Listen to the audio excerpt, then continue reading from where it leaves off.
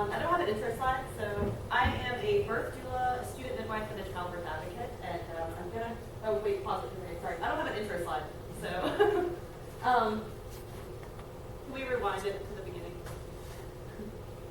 I promise, I've been missing messages every day. I really did time this to the second. So a few years ago, there was this commercial that came out, and it was called Questions and Answers. It had all these doctors and nurses, and they were dancing to this really jazzy tune. It was a really awesome commercial, and I loved it. The point was that we are consumers of medical care, and that it's our right and our responsibility to educate ourselves and be informed about the things that are happening to us, and so that we should ask questions of our doctors. It's called informed consent, and it's really important. Think about it. We consume a lot of things every day. For example, when we go to a restaurant and eat, we are not shy about asking our server 20 questions about our meal, because we are giving them money and we expect to get a return on that money. That is valuable.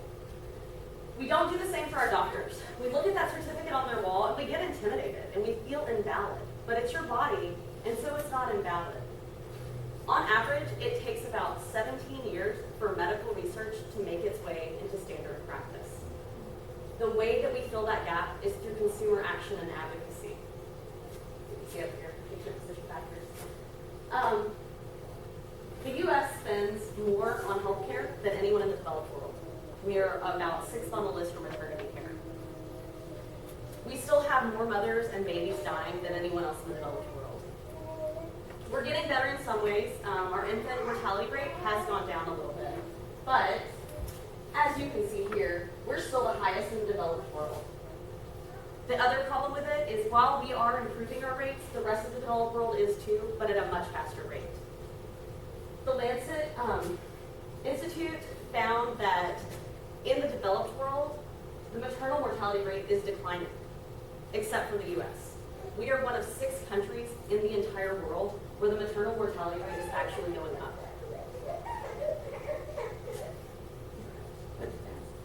Where the US is at the bottom of the list globally, Louisiana is falling to the bottom of the list nationally.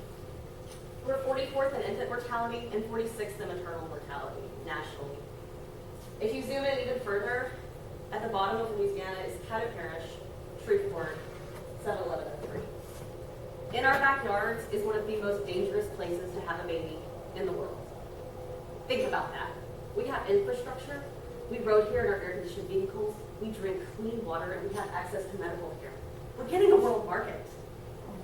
And we still can't keep our mothers and babies alive at an acceptable rate. This isn't just about mortality either.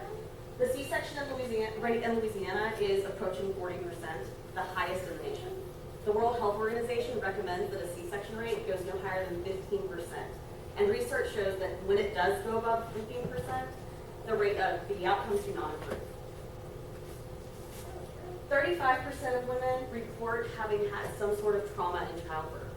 This is a big deal because it affects mothers postpartum.